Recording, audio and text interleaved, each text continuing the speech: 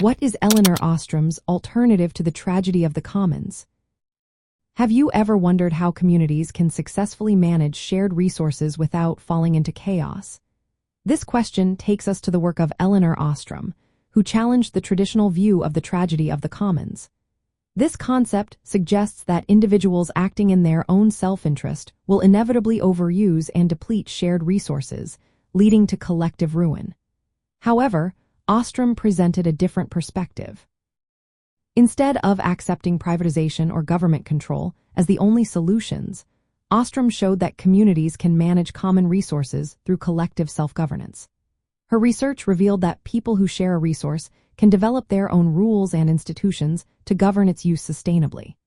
This approach relies on trust, communication, and shared norms about acceptable behavior, which contrasts with the idea that individuals always act purely out of self-interest. Central to her theory are 8 design principles that help communities manage commons effectively. First, there must be clearly defined boundaries.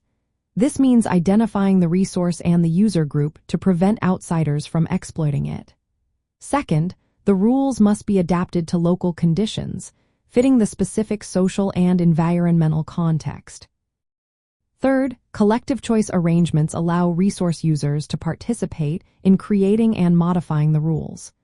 Fourth, monitoring is essential. Users or accountable individuals need to keep an eye on resource use and behavior.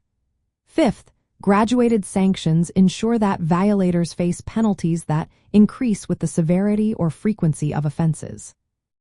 Sixth, conflict resolution mechanisms should be accessible and low cost to resolve disputes.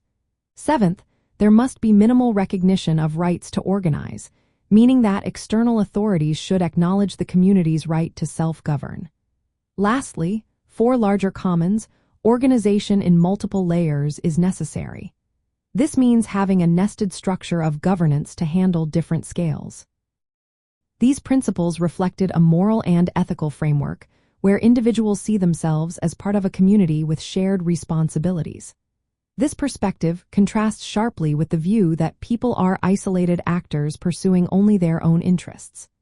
Ostrom's work highlights the importance of mutual respect, accountability, and cooperation, aligning with ethical values of fairness and stewardship.